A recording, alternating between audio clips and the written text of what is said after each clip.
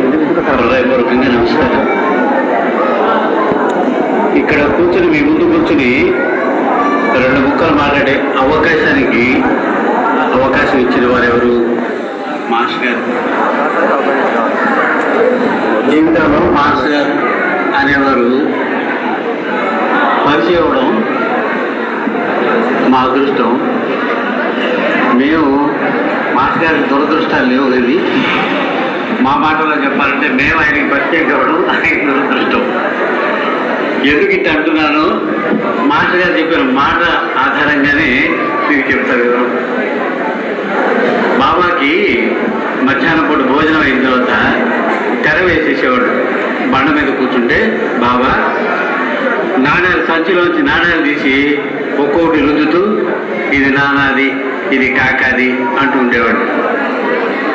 ఎవరో ఒకసారి చూసి గట్టిగా అడిగితే చెప్పారట, వాళ్ళ కర్మని తొలగిస్తున్నాను, శుద్ధి చేస్తున్నాను అది చెప్తూ ఎక్కడా చెల్లని గవ్వల్ లాంటి వాటిని మీరు వాటిని ఇచ్చినట్టుగా మిమ్మల్ని నా మీద వదిలేడు బాబా.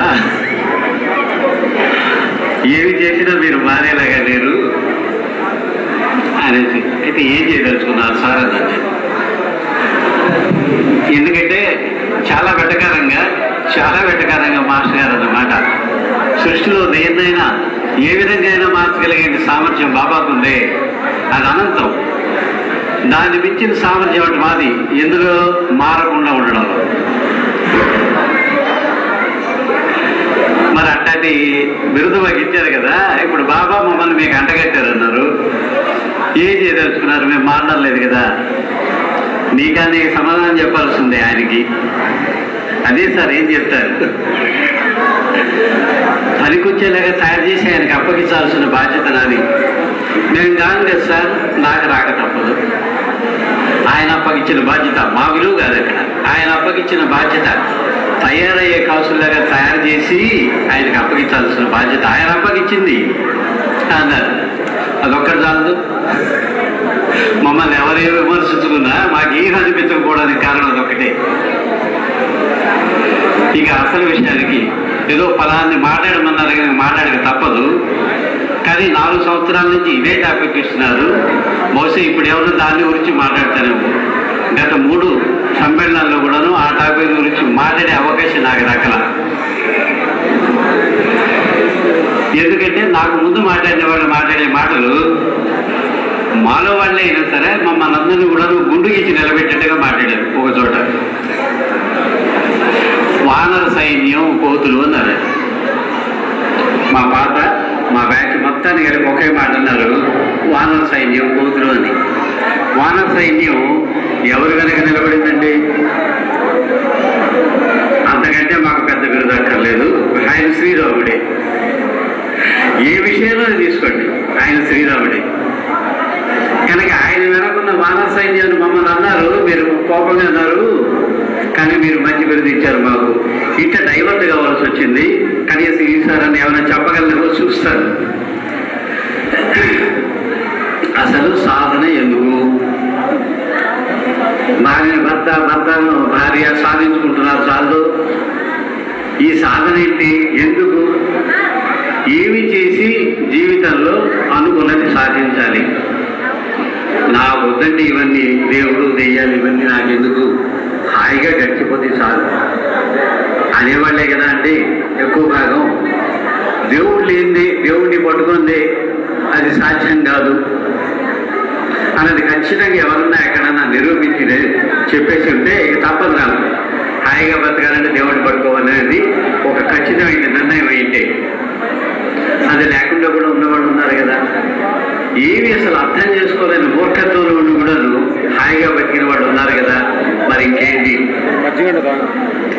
ఎందువల్ల వస్తుందండి అసలు కొరత ఎందువల్ల వస్తుంది? నేను తెచ్చిపెట్టుకున్నవి చాలా ఉంటాయి, కొరతలు తెచ్చిపెట్టుకున్నవి చాలా ఉంటాయి.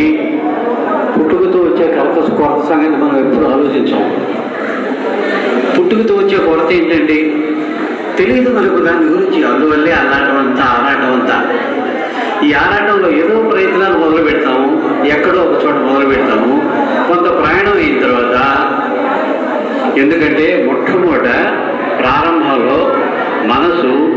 ఖచ్చితంగా దేన్నో ఒకదాన్ని గాఢంగా తీసుకుంటుంది.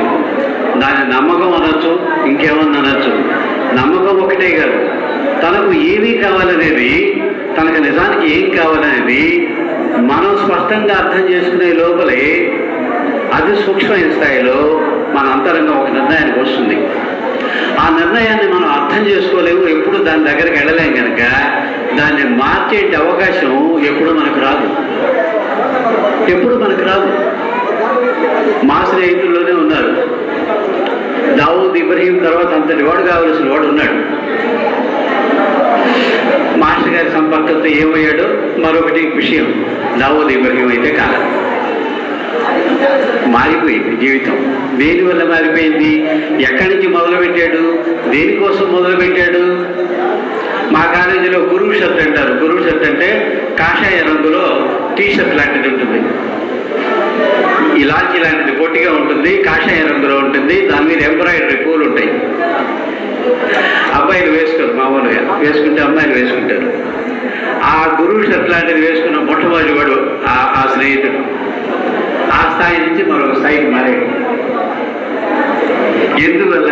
ఎందుకంటే మనకు స్పష్టత ఉండకపోవడమే ప్రధానమైన కారణం. అమ్మా, అయ్యా, మీకు జీవితంలో ఏమేమి ఉంటే మీరు నాకు ఫలాన్ని కావాలని అడగకుండా సంతృప్తి అంటాం కదా, ఫలాన్ని కావాలని అడగకుండా ఉండగలుగుతారు, ఆ లిస్ట్ ఒకటి ఇవ్వండి అని అందరిని అడిగాను అనుకోండి. తలా ఒక లిస్ట్ తయారు చేసి ఇచ్చారనుకోండి. ఈ లిస్టులన్నీ మీరు పక్క పక్కన పెట్టుకుని కంపేర్ చేస్తే ఇక్కడ ఉన్నవి ఇక్కడ లేవని కదా ఇచ్చారు. ప్రతి ఒక్క లిస్టులోనూ వాళ్ళకి లేనివి కొరత ఏదో ఆ లిస్ట్ ఇచ్చారు, అవి ఇంకొక లిస్టులో ఉంటాయి, అక్కడ లేనివి ఉంటాయి. ఇట్లా మీరు మొత్తం చూడండి, చాలా విచిత్రం అనిపిస్తుంది. నాకు డబ్బు లేదు కనుక కొరత జీవితంలో అన్నాడు. నాకు కోట్లు ఉన్నాయి కానీ నాకు కొరత. ఏం కొరత? ఆయన రాశాడు. అవన్నీ కనుక అర్థం చేసుకుంటే ఏమర్థం అవుతుందంటే, కొరత అనేది ఒకటి ఉండడం ఒకటి లేకపోవడం వల్ల కాదు. కొరతతో పుడుతున్నాడు ప్రతి ఒక్కడు. ఏంటి ఆ కొరత? ఒక చిన్న గ్రామానికి ప్రెసిడెంట్ అయ్యాడు. ఆ తర్వాత ఆయనకి వైస్ ప్రెసిడెంట్కి భారతదేశానికి ప్రైమ్ మినిస్టర్ అయ్యాడు. ఎక్కడి నుంచి ఎక్కడికి ప్రయాణం? ఏ వైపుకి ప్రయాణం? 0 నుంచో 1 నుంచో మొదలుపెట్టి 2, 3, 10, ఇంకో 0 పెడితే 100 పెరుగుతూనే ఉంది. ఎక్కడికి పూర్తవుతుంది?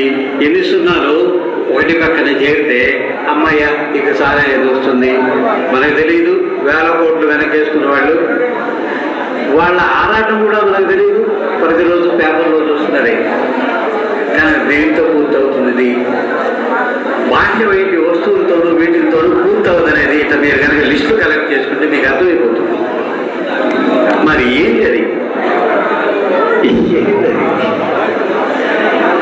విశ్వం మొత్తం వ్యాపించినటువంటి మామూలు మాటలో చెప్తాను, ప్రాణశక్తి ఉంది.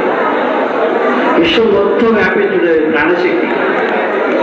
ఈ ప్రాణశక్తి ఒక్కొక్క ఆకారంలోకి దూరి, తమాష ఏంటంటే ఆకారంలోకి దూరేది అబద్ధం. ఆకారంలోకి దూరదు, ఆకారాన్ని కూడా అదే ధరిస్తుంది. పోనీ పెరిగిన ఈ శరీరాన్ని ఆధారం చేసుకుని ఒక్కసారి ఆలోచించండి. పోషణకి ఏం పెడతారు? ఇంటి నుంచి ఆహారం పెడతారు. ఈ ఆహారం లోపలికి పోయి ఏమవుతున్నది? అరుగుతున్నది. అరిగి సారం కింద తయారవుతున్నది.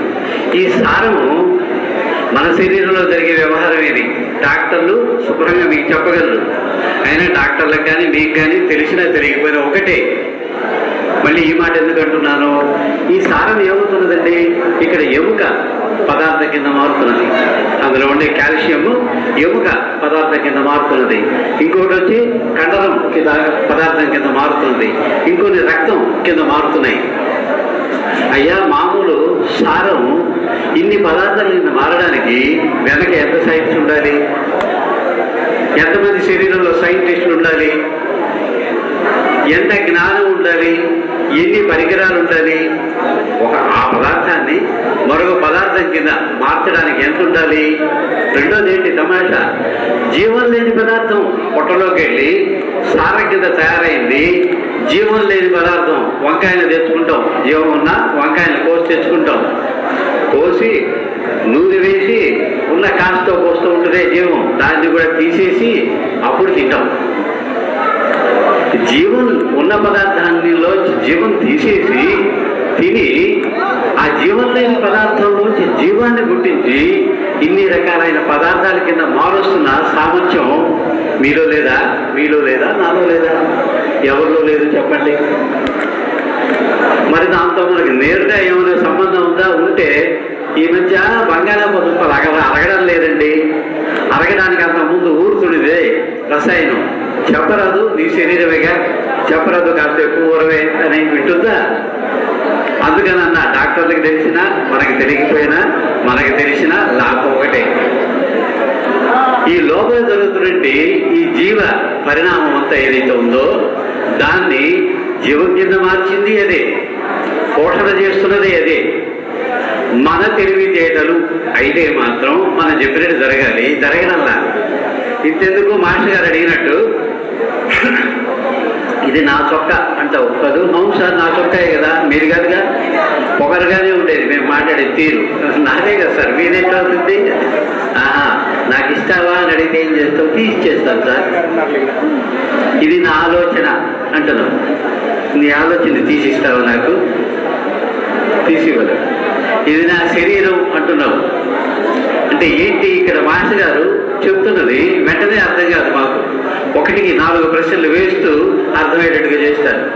అయ్యా నేను శరీరం, నా మీద వేసుకున్న చొక్కా అర్థమైందా? నేను కాదు చొక్కా, నా చొక్కా. నా చొక్కా అంటే ఏంటి? నేను కాంది నా మీద ఉన్నది, నా మీద ఆరోపించబడింది అని అర్థం. అందువల్ల తీసిగలుగుతున్నా. నా శరీరం అన్నప్పుడు ఏంటట? ఇదే కనుక అర్థమైంది చెప్తే, నేను కాదు నా మీద ఆరోపించబడింది శరీరం అన్నది నువ్వు అర్థం చేసుకోగలిగితే చొక్కా తీసినట్టు శరీరం కూడా తీసిగలవు. అది వీలవుతున్నదా? దీన్ని ఆవరణ దోషం ఉన్నారు పెద్దల శాస్త్రంలో. నీకు పుట్టుకతోనే, నీకు ఊహ రావడానికి ముందే, నీ నోట్లోంచి అమ్మా పదం కూడా రాకముందే ఆ బిడ్డకి ఏ స్థాయిలో జ్ఞానం ఉంటుందో మనకు తెలియదు కదా. సహజమైన జ్ఞానం వల్ల ఆకలైతే ఏడుస్తాడు, నిద్ర వస్తే ఏడుస్తాడు, వ్యవహారం. మాటలు రావడం, కాస్తో కోస్తో అర్థం చేసుకోవడం, గుర్తుపట్టడం, ఇవన్నీ మొదలైనప్పటి నుంచి క్షమించాలి అంటున్నాను. మిమ్మల్నే కదా నన్ను కూడా అనుకుంటున్నదే ఇది. మనం పిల్లలకి ఏమి నేర్పుతామండి? నీ ప్లేట్ తెచ్చుకో, నీ భోజనం నువ్వే చెయ్యాలి, స్కూల్కి చేరుస్తాం. ఇది నీ బ్యాగ్ రోయ్, జాగ్రత్తగా తెచ్చుకో, ఈ బలపం ఎవరికి ఇవ్వకో. ఎదురా సాయంత్రం వచ్చాడు, పెన్సిల్ ఎదురా తీసుకెళ్ళావు కదా, అవతలాడు లేదంటే ఇచ్చానమ్మా అన్నాడు. నీ పెన్సిల్ అవతలాడికి ఇవ్వకూడదు. ఏమి నేర్పుతున్నావు మనం తెలియకుండా? నాది అనేది వాడికి నేర్పుతున్నాం. ఎంత గట్టిగా నేర్పుతున్నాము! ఊహ కూడాను వికసించని వయసు నుంచి నేర్పుతున్నాం. ఇక ఎవరు ఏ మహాత్ముడు ఏమొచ్చి చెప్తే ఏం వదులుతాం మనము? నాదే నేను వదలడం ఎట్ట వీలవుతుంది? నువ్వు వదలకపోతే నాకే వచ్చింది గొడవ. నీ శరీరం అంతా ఆవరించుకుని నీ ఇష్టాలతో ఏ సంబంధం లేకుండా పోషణ చేస్తున్నది, విభజన చేస్తున్నది, బయట నుంచి తెలిసే విషయాన్ని అన్వయం చేస్తున్నది, విశ్లేషణ చేస్తున్నది, అర్థం చెప్తున్నది, కొత్త విషయాన్ని అర్థం చేసుకునే సామర్థ్యం నీలో పెంచుతున్నది. ఇవన్నీ నావే కనుకైతే నేను అనుకున్న స్థాయికి పెరగాలండి. ఐన్స్టీన్ తెలివితేటలు నాకు రమ్మంటే వస్తాయా? రావే. వీటన్నింటినీ ఉన్న వాటిని పోషిస్తున్నది. వాటిని అభివృద్ధి కావడానికి కావాల్సినట్టు జ్ఞానాన్ని కూడాను ఏ ఒక్కడం అడగకుండా కూడా మనకు అందిస్తున్నది ఏదైతే ఉందో, దాని మీద ఆరోపించబడినది ఏదైతే ఉందో, ఈ శరీరం, నా శరీరం, ఫలాని అమ్మ, ఫలాని తండ్రి, ఫలానా వంశం, ఇవన్నీ ఎట్లా వదులుకుంటాము? అదే బాబా ఒక్కసారి మన ముందు నిలబడి రారా నా అంతటి వాడిని నేను ఈ క్షణంలో చేసేస్తానంటే ఎంతమంది సిద్ధంగా ఉంటాము? కనుక మనం ఆరోపించబడి అంటే జ్ఞానం, మిడిమిడి జ్ఞానం మొదలైనప్పటి నుంచి మన చుట్టుపక్కల నుంచి, మనల్ని పోషిస్తూ వాళ్ళ దగ్గర నుంచి, మనల్ని విమర్శిస్తున్న వాళ్ళ దగ్గర నుంచి, మనకు ఆటంకాలు ఏర్పరుస్తున్న వాళ్ళ దగ్గర నుంచి, మనల్ని ప్రోత్సహిస్తున్న వాళ్ళ దగ్గర నుంచి అందరూ కూడాను అభిప్రాయాలనే రూపంలో ఈ ఆరోపణల్ని ఇంకా ఎక్కువ చేస్తారు. అంటే ఆవరణ దోషం అన్నారు వాళ్ళు. అందుకని ఆవరణ అనే ప్రజ్ఞ బలమైపోతూ వస్తుంది. అరే అంతటా ఉన్నది ఆయనేరా అన్నప్పుడు అంతటా నేనొక్కదాన్ని లేనా? నక్కకి తాబేలు దొరికింది, తిందామని కొడితే పైకి పెట్టుకుంటూ తెలుసు కదా, ఏం పగడనల్లా, ఏమిరా కదవా నువ్వు ఇంత గట్టిగా ఉన్నావు, తినడానికి కష్టంగా ఉందంటే కాస్త నానే బావా నానుతాను కదా తర్వాత తినచ్చు అనింది. సరే నీళ్ళలో తీసుకెళ్ళి అదే పెట్టింది, కాలు పెట్టి గట్టిగా అదే పెట్టింది. చిన్నపిల్లలు ఆడుకుంటారు ఉడికిందా అని, అట్లా నానేవా అని అడుగుతుంది. కాస్త ఇంకాస్త 2 గంటలైంది 3 గంటలైంది, బాబా అంతా నానిపోయాను, నువ్వు కాలు పెట్టిన చోట తడి తగలలేదయ్యా, అక్కడ ఎంత నాకుతుంది చెప్పు. పాపం విసుగ్గా ఉందేమో, బుర్ర సరిగా పనిచేయక కాలు ఎత్తింది, ఇక దీనికి అది దొరకదు. ఇలా ప్రతి క్షణంలోనూ మహాత్ములు, మాస్టర్ గారు లాంటి మహాత్ములు దొరికినా కూడాను అవకాశాలు ఇచ్చినా కూడాను అది జారిపోవడానికి కారణం ఏంటంటే రోజువారీ జీవితంలో ఇంకాస్త ఆ ఆవరణ ప్రజ్ఞని, నేను నా నుంచి భిన్నంగా ఉన్నది ప్రపంచం అనే ప్రజ్ఞని పెంచి పోషిస్తున్నాం. దాన్ని కరగదీయవేత్తగా వాళ్ళు చెప్పినా సరే భయం. A bird in hand is better than 2 in the bush. ఆ 2 పక్షులు ఉన్నాయి అక్కడ పొదలో. నాకు ఒకటి చిక్కుంది చేతిలో ఉంది, ఆ 2ంటిని పట్టుకోవాలంటే ఈ చేతిలో ఉన్న ఒకదాన్ని వదలాలి. చిక్కితే 2 చిక్కుతాయి, చిక్కకపోతేనమ్మా చేతిలో ఉన్న అడుగు పోతుంది. అది జీవితంలో మనకు భయం. ఏవి సాధించినా వెనక ఏదో భయం, ఏదో కొరత లేకపోతే ఆరాటం ఎందుకు ఉంటుంది మనిషికి చెప్పండి? ఆరాటం లేక ఎందుకు ఉండలేకపోతున్నామో చెప్పండి? గట్టిగా దొరక్క 100 సార్లు బాబా మనం కష్టాల్లోంచి మనల్ని బయటపడేసినా సులువుగా 101 మళ్ళీ ఏడుస్తాం, బాబా ఈసారి నాకు చేయలేదని. 100 సార్లు చేసినా అర్థం కదా, నీకు అవసరమైంది ఆయన చేస్తాడని. ఏమి రావాలి? ధీమా రావాలి. అన్నిటికీ బాబా ఉన్నాడు అనేది ఎంత సులభంగా నోటి మీద అంటాము. ఏ ప్రయత్నం మాందాం మనం ఏదైనా సమస్య వస్తే అందులోంచి బయటపడడానికి ఏ ప్రయత్నం మాందాము? రాకపోతే ఇందాక చెప్తున్నాడు సూర్యనారాయణ, రాకపోతే తాటాకలేస్తానంతే అన్న ధీమాతో ఎందుకు ఉండలేకపోతున్నాము? అవతల వాళ్ళని చూసి పోటీ. అది నిజంగా నేను నా పరిశీలనలో నాకు అర్థమైంది, మనం అనుకున్నంత బలంగా ఉండదు పోటీ. వాళ్ళకుంది నాకు లేదనేది ఉంటుంది, ఉండదు అన్నం. వీటన్నిటికీ కొరతలన్నిటికీ మూలమైన కొరత ఏదైతే లోపలుందో దాన్ని ఏం పెట్టి పూడిస్తే మాత్రమే పూడుతుందో అది తెలియక అన్నాడుతున్నాము. అందుకని మహాత్ములు సేవ చేయమని చెప్పారు. 100 మంది చెప్పనివ్వండి, 1,00,000 మంది చెప్పనివ్వండి, అన్నింటిలో ఉన్నది ఒకటే.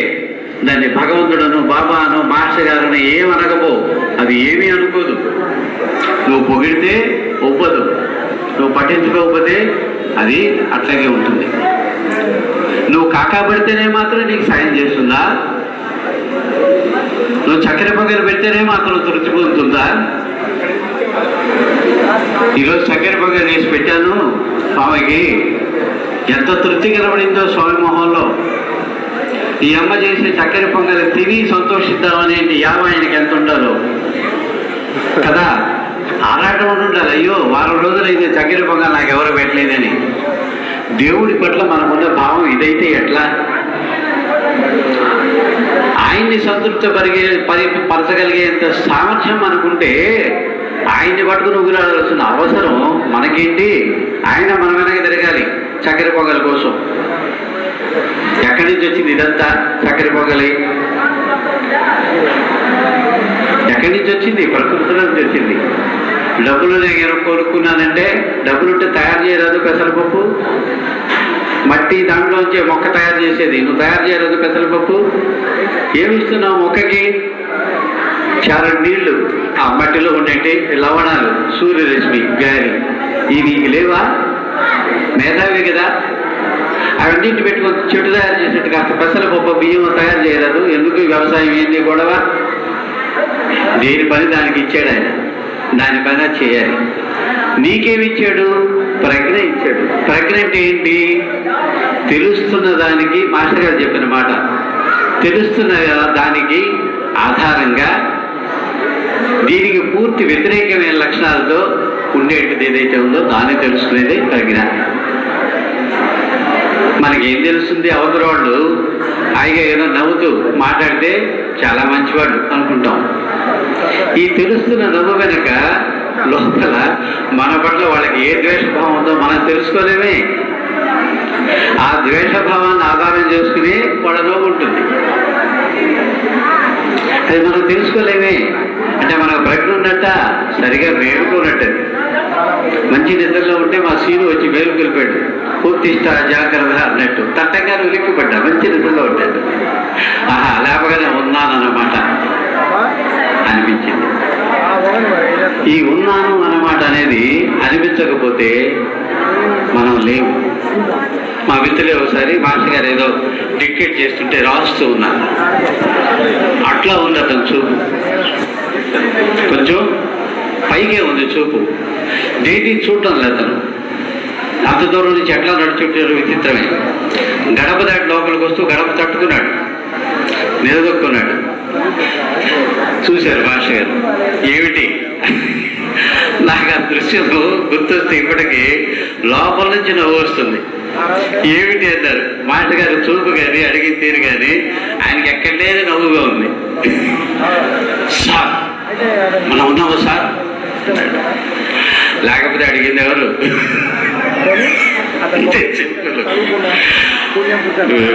అట్టాగే వెనక్కి తిరిగి అట్టాగే వెళ్ళిపోయాడు. పక్క నవ్వి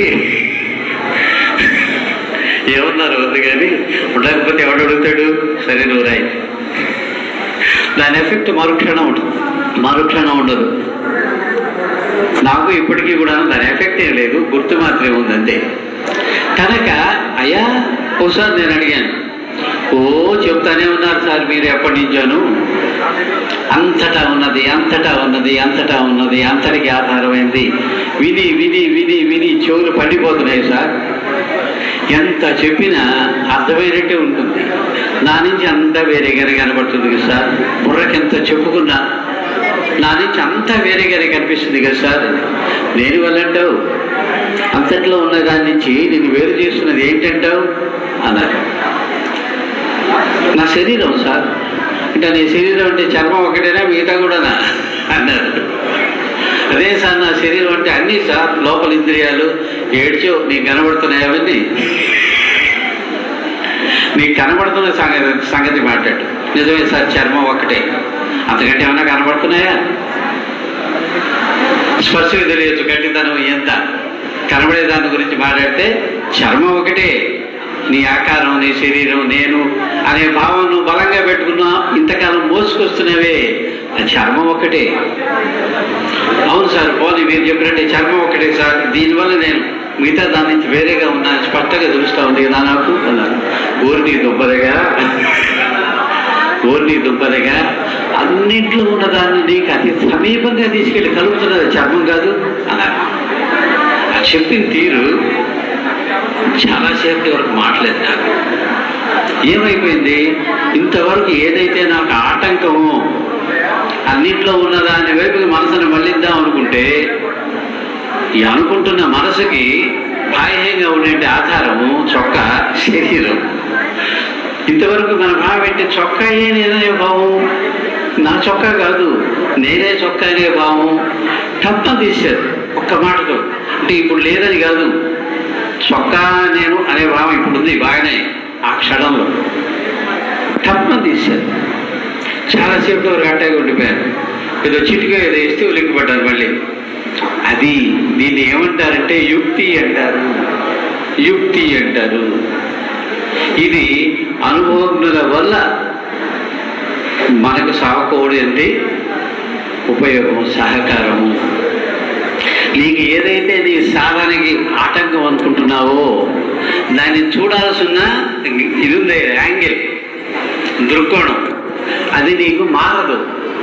నువ్వు పెట్టుకున్న దృక్కోణం నుంచి చూస్తూ ఇది విడిగా చేస్తున్నది కదా అన్న ప్రపంచం నుంచి అంటూ గిలగిల కొట్టుకుంటావు. అదే పోయి నిన్ను అన్నింట్లో ఉన్న దాంతో కలుపుతున్నది అన్న యాంగిల్ నీకు రాదు. ఆ యాంగిల్ చెప్పడానికి కావాలి. అట్లాంటివి ఎన్ని చెప్పుకుంటారు. ఒక్కొక్కటి గుర్తొస్తే కష్టమేను, చెప్పడం కష్టం, వినడం కష్టమే. ఇక సాధన మార్గాలు ఉన్నారు. మాస్టర్ గారు చెప్పిన సాధన మార్గాలు ఉన్నారు. దేనికి సాధన? ఇందాక అనుకున్నాం కదా, ఇదిగో పైన వేసుకునే చొక్కాయి నేననే భావంలోంచి నేనంటే ఏందో తెలుసుకునే భావం వైపు చేసే ప్రయాణమే సాధన. అలాంటిది అవకాశం ఉంటుంది.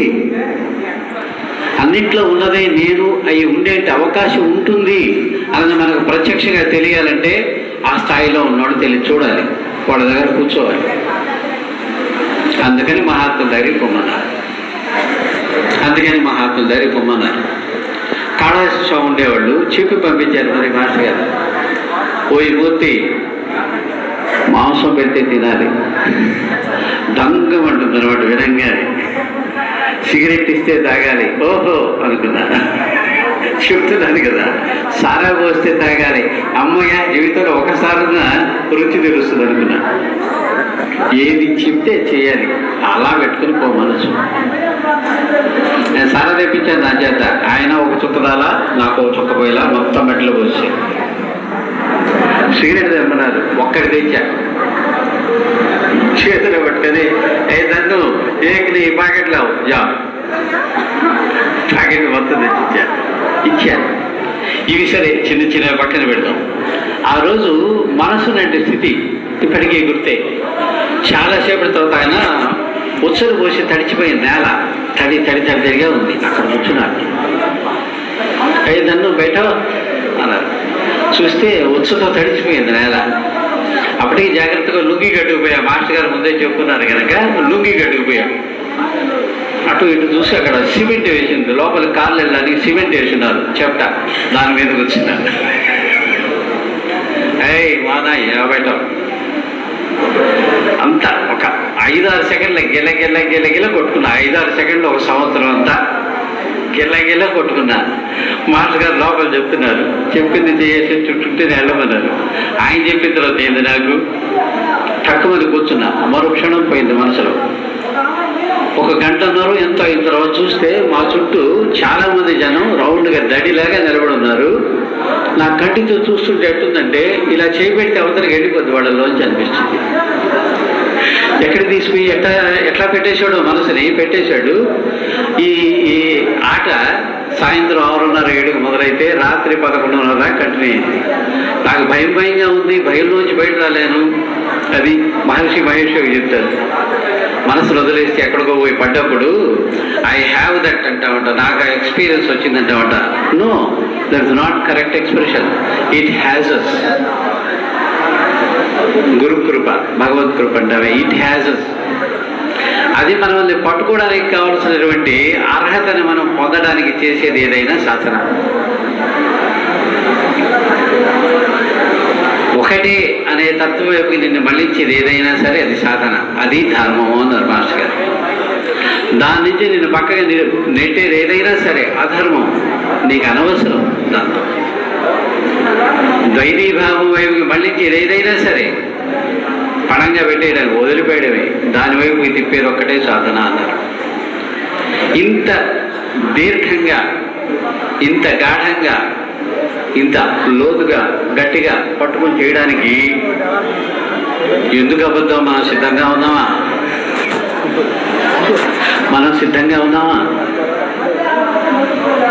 కనుక ఆ చాప్టర్కి సంబంధించిన సాధన ఏదన్నా ఉందో ఏమో దాన్ని పక్కన పెడదాం. దానికి కావాల్సినవన్నీ మాలాంటి వాళ్ళు ఏదన్నా మా తెలివితేటలు ఉపయోగించి మార్చి ఎక్కడ చెప్తామని పుస్తకాల్లో శుభ్రంగా రాస్తున్నారు. అందువల్ల ఇవి అక్కర్లా. రోజువారీ జీవితం గడుపుతూనే ఉండాలి బాబు, మేము ఇంటాగే ఉండాలి.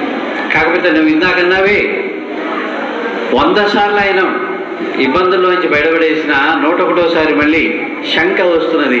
బాబా ఉన్నాడా లేదా, పారాయణ పూర్తి వస్తూ ఉంది, ఇంకా అది క్లియర్ కాలేదే అనే శంక గిలగిల్లాడిస్తున్నదే మనసుని. అది పోవాలి, అది ధైర్యం ఉండాలి. తండ్రి మీద నమ్మకం ఉంటే ఎంత ధైర్యంగా ఉంటాడు. ఒరే, రేవుడికి ఫీజు కట్టకపోతే పేరు తీసేస్తారా, లిస్టులో వేసినారు నీ పేరు, మీ నాన్నకి చెప్పేవా లేదా అంటాడు ఫ్రెండ్. ఆయన చూసుకుంటాడు లేదా? మొదట్లో ఎప్పుడో 2-3 సార్లు హెచ్చరించుంటాడు. అది ఎప్పుడు వీడు మన పేరు ఉందట అని మరుసటి రోజు పోయి చూస్తే లిస్టులో ఉండదు. కట్టేశాడు, టయానికి కట్టేస్తున్నాడు వాళ్ళ నాన్న. 3 సార్లు చూసిన తర్వాత మళ్ళీ ఎప్పుడన్నా అనుమానిస్తాడా తండ్రిని? అనుమానించడు. 100 సార్లు చూసిన తర్వాత కూడా అనుమానిస్తే ఎట్లా? రెండోది ఏంటి? పడమన్నాడేమో. పడ్డానికి ఏమిటి అభ్యంతరం? నా అంతటి భక్తుడు పడ్డమా? ఇదొకటి. అంటే విశ్లేషణ లోపల మనల్ని మనం సరిగా చూసుకోకపోతే ఎట్లా? కాకికి ఏం తెలుసు? సైకో అనాలిసిస్ అన్నాడు ఒక ఆయన. ఆయన లెక్కలో మనం కాకులైపోతాం.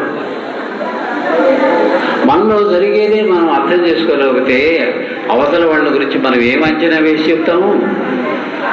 ఎన్ని ఆటలు ఆడుతుంది, ఎన్ని మోసం మాటలు చెప్తుంది. నాకు భక్తుల సంగతి బాబా మీద మొట్టమొదట ఎవరికి తెలియాలి? నేను మామూలు మనిషిగా మాట్లాడుతున్నాను అనుకోండి, బాబాకి తెలియాలి. ఇంకెవరికైనా తెలియాలా? భార్య ఎంత అనుకూలవుతో మొట్టమొదటి ఎవరికి తెలియాలి? భర్తకి తెలియాలి. ఇంకెవరికైనా తెలియాలా? ఆయనకి తెలిసిన సంగతి భార్య తెలిస్తే పక్కింటి వాళ్ళు ఏమనుకుంటారు? ఆవిడ ఏమన్నా లెక్క జమా. మరి ఈ స్థిమితం ఎందుకు రావడం లేదు మనకు? పోటీలు, కీచులాటలు, వంతులాటలు వద్దన్నారు. ఆమె 3 పారాయణలు చేయగానే జరిగిందంటే నాకు జరగలేదే, అందువల్ల ఇంకో తలుపు తడదామా అని కూడా అనిపిస్తుంటుంది. అయ్యా తలుపులు వేరే కానీ లోపల ఉండేది ఒకటేనయ్యా. తలుపు మీద ఈ తలుపు మీద ఒక పేరు రాసింది షిరిడి సాయినాథుడని, ఇంకో తలుపు మీద శ్రీ శ్రీ శ్రీ భగవాన్ వెంకయ్య స్వామి అని రాసింది, ఇంకో తలుపు మీద మరొక మహాత్ముడి పేరు రాసిందయ్యా. నువ్వు తలుపు తెరవడం నేర్చుకుంటే లోపల మాత్రం నీకు దొరికేది ఒకటేనయ్యా. ఏదైతే ఏం తలుపు మీద ఉండే అడ్రస్ నీకు ఎందుకు చెప్పేది ఈ మాట? పలానా చోట అయితే అసలు పోయి దండం పెట్టిపోద్ది ఈ కష్టం. బాబా 3 పారాయణలు కూడా తీసేలా నీకు అయిపోద్దే, నువ్వు రా మా ఊరికి అనే ఉంటాయి కదా. అటు ఇటు ఊగుతుంది. అక్కడ ఉన్నది కూడా అదే, తలుపు మీద పేరే వేరే, అంతే. దాని వైపు మళ్ళీ చెవి కావాలి. ఇట్లా మన మనసుని వికల్పానికి గురి చేసేది ప్రధానంగా ఏంటయ్యా అంటే బాహ్యమైన పరిస్థితుల్లోంచి, మన పరిసరాల్లోంచి వచ్చేవి ఎంతగా కారణమో మన మనస్సు యొక్క ఆలోచన తీరుని నిర్ణయించడంలో ఎన్నో ఉన్నప్పటికీ వాటిల్లో ముఖ్యమైనది ఏంటయ్యా అంటే మనం తీసుకునే ఆహారము, పోషణ. మనం తీసుకునే ఆహారం ఇంతెందుకు పెద్దవాళ్ళు ఏం చెప్పారు? మౌనేన భోక్తవ్యం. తినేటప్పుడు మాట్లాడుకోయి మౌనంగా తిను, మౌనంగా తిను. వాళ్ళెట్ట వీళ్ళు ఇట్ట, అక్కడికి మనం పోయినాం అట్ట పెట్టారు, ఇక్కడికి మనం పోయినాం ఇట్ట పెట్టారు. ఈ పొట్టకు కావాల్సింది ఏంది? ఆ టయానికి ఏదో అంత పెడితే చాలు. దానికి ఎన్ని వాదులు వంకలు. కనుక ఈ ఆహారం శరీరంలోకి పోయి నిర్జీవ పదార్థంగా మనం తయారు చేసి తీసుకున్న ఆహారం శరీరంలోకి పోయి జీవ పదార్థంగా మారి ఆఖరికి బ్రెయిన్ టిష్యూ కింద కూడా మారేదనే కదా. దానికి శక్తినిచ్చేదే కదా. రక్తం ద్వారా శక్తిని ఇస్తున్నది, నాడుల ద్వారా సందేశాన్ని ఇస్తున్నది అదే కదా దానికి అనుకునే ఫోర్స్. కనుక తినేటప్పుడు మరొకప్పుడు 2 ఉన్నాయి. మొదటిది ఎలా సంపాదించావు అనే దాన్ని బట్టి డబ్బుకి ఒక లక్షణం వస్తుంది. ఆ డబ్బుతో కొనే పదార్థానికి ఆ లక్షణం అంటుకుంటుంది. కనుక ఇక్కడి నుంచి మొదలు పెట్టాలి జాగ్రత్త. సరే ఇంకెంతసేపు ఉంటుంది? అయిపోయిందా? 2 నిమిషాల్లో పూర్తి చేస్తాను. ముఖ్యమైనది చెప్పడం మొదలుపెట్టాను. 2 నిమిషాలు పర్లేదు సార్. కనుక మొదటిది ఆర్జన, రెండోది వంట చేసేటప్పుడు ఆయన తలుచుకుంటూ బియ్యం ఏరడం దగ్గర నుంచి మొదలుపెట్టి చేస్తూ మా ఆయన సహకారమే లేదండి. బాబా అంటే పశ్చిమంటాడు. మా ఆవిడ ఇంట్లో మాత్రం బాబా ఫోటో ఉన్న కూడా ఒప్పుకోదు. ఇట్టడి అనుభవం ఏం చెప్పినా మారరు. మీరు వంట చేసేటప్పుడు బియ్యం ఏరడం దగ్గర నుంచి బాబా స్మరణ మనసులో చేస్తూ బాబా బాబా అంటాం కాదు. బాబా స్మరణ అంటే రెండు అక్షరాలు మాత్రం కాదు. అక్షరం అంటే క్షరం అంటే నాశనం, అక్షరం అంటే నాశనం లేనిది ఏదైతే ఉందో అది. బాబా అంటే అక్షరం, నాశనం లేనిది ఏదైతే ఉందో అది కదా నువ్వు. ఆయన చెప్పింది అదే. దాన్ని మనసులో గుర్తు తెచ్చుకుంటూ వేరండి, వంటంతా చేయండి, పెడుతూ రండి. ఒక నెల 2 నెలల్లో ఆ భోజనం చేసిన తర్వాత ఏంటంటే మొన్న ఏదో జరిగిందన్నవే, నేను కూడా వస్తాను పై గురువారు. ప్రత్యక్షమైన ఉదాహరణలు కూడా నాకు గుర్తున్నాయి. అక్కడి నుంచి మొదలు పెట్టమన్నారు. రెండోది ఏంటి, అవతల వాళ్ళ మీద మనకు కుదిరేంటి అతి ప్రేమ, అది కూడాను ఆటంకమే. ఏ విధంగా ఆటంకం? వాళ్ళకి ఏదైనా చిన్నది జరిగితే గిలగిల్ల అడిపోతాం. ఆయన తెలియకుండా జరుగుతుందా? ఉదాహరణకి నాకేదో ఇబ్బంది వచ్చింది, పడక మీదే ఉన్నాను. నాకు గుర్తుండవు, మా సుబ్బారావు చెప్పాడు 6 నెలలు పడక మీద ఉన్నాడు. ఒకసారి 1 నెల రోజులు వేస్ట్ అయిపోయింది నాకు జీవితం. ఏంది ఒకటే ప్రశ్న, నాకేంటి బాబా ఇటు చేశాడు? ఈ నాకేంటంటే ఏంటో నాకు అర్థం కాదు. తర్వాత కొమ్ములు వచ్చాయా, ఇంకెప్పుడు వచ్చాయా, నాకు ఏం కనబడలా. కొరి కదవా పనికి మాట్లాడు కదా. నీ జీవితం మొత్తంలో జరిగిన అదృష్టం మాస్టర్ గారు కలవడం ఇంకేం కాదు. దానికే నువ్వు అంత అనుకుంటే ఎట్లా బాబు? టైం ఇచ్చండి, ఎవరిని డిస్టర్బ్ చేయడు. ఆయన చెప్పింది ఏదో తలుచుకోవడం, స్మరించడం అన్నారే, అది ఏమైనా ఫీల్ అవుతుందేమో, ప్రయత్నం చేయి. నాకు నిజంగా పడకలో ఉన్న 5 నెలలు అద్భుతంగా జరిగాయి. రహస్యం ఇప్పుడు చెప్తున్నా. కనుక అవకాశం, ఇట్లాంటివి అద్భుతమైన అవకాశం వచ్చినట్టు లెక్క ఆయన స్మరించడానికి. లేకపోతే మిగతా రోజులో ఎన్ని పనులు లేవు. ఇట్లా రోజులో చేసే, మనం ప్రతిరోజులో చేసే పనులు, మనం ఎవరితో వ్యవహారం చేస్తుంటామో వాళ్ళ పట్ల మనకు ఉండే భావాలు, వీటిని సరిదిద్దుకుంటే మొట్టమొదటి ఆటంకాలు తగ్గుతాయి. ఆటంకాలు తగ్గితే ఇనప ముఖం మీద అవి ఇవి అంతా మట్టి మశానం అంటుకుని ఉంటే అయస్కాంతం ఏం చేయగలదు? ఇవి శుభ్రం చేసుకోవాలి కదా. ఈ జాగ్రత్తలు తీసుకోవాలి. ఇక్కడి నుంచి మొదలు పెడితే ఆ తర్వాత బాబా చరిత్రలోను, మిగతా పుస్తకాల్లోను, గ్రంథాల్లోనూ, మహాత్ములు రాసిన అన్ని గ్రంథాల్లోనూ ఏదైతే చెప్పారో ఆ సూక్ష్మాలు అర్థమవుతాయి. మరీ ఇబ్బంది అయితే ఎవడో ఒకడు ట్రైన్లో పక్క బెంచీలో కూర్చొని మాట్లాడుకునే మాటల్లో మనకు ఆ మాస్టర్ గారు అన్న యుక్తి ఏదో దొరుకుతుంది. దీనివల్ల నాకు ఆటంకం పోతుంది తెలియగానే. ఓ మహాత్ముడు ఎదురుగా కూర్చొని చెప్పకల్లా. కనుక మొట్టమొదటి ఏముండాలి? ఈ కొరతకి కారణం బాహ్యమైన వ్యవహారాలు కాదు, మీలో మీరు ఆలోచించుకుంటే అర్థమవుతుంది. లోపల ఉండేటి వ్యవహారమే. ఆ కొరత ఏమి చేస్తే తీరుతుంది? అంతట్లో వ్యాపించున్నదని ఇరుక్కుపోయింది అనుకున్నానండి నేను. ఒక పెద్ద బుడగ ఒక బొమ్మ తయారు చేసి గాలి నింపాడు. పిల్లాడు చూడగానే ఉంటాడు, అరే డైనోసార్ అంటాడు. గాలి అండో బుడగండో, అదే డైనోసార్. అన్నీ డైనోసార్లే. డైనోసార్ బొమ్మకిను, ఇంకొక బొమ్మకిను, జింక బొమ్మకిను జింక అంటాం. లోపల ఉండే గాలి తీసేస్తే తిత్తులు. ఆ లోపల నిండి నిబిడీకృతమైన గాలి ఏంటి? ఆ ప్రాణశక్తి ఏంటి? ఆ తత్వం ఏంటి? నేను తెలుసుకోకపోతే ఒకటి కదా అది. తెలుసుకుంటే వద్దనిద్దా? నేను తెలుసుకోకపోతే అది కదా అన్నది గుర్తొచ్చినా చాలు.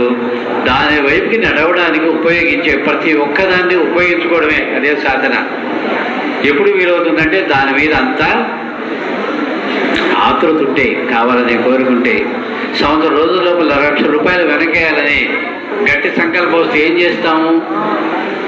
₹5 ఇడ్లీ తింటాం, ₹10 ఇడ్లీ తినాం. ప్రతి క్షణం రూపాయి ఎంత దాచిపెట్టాలో ఆలోచిస్తాం.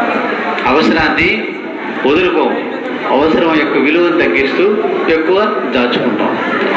అంత గాఢంగా లేదనేది మొట్టమొదటి మనం అర్థం చేసుకోవాలి. అంత గాఢంగా మనసులో నాటుకునేలాగా చేయగలిగిన వాడు ఆయనే.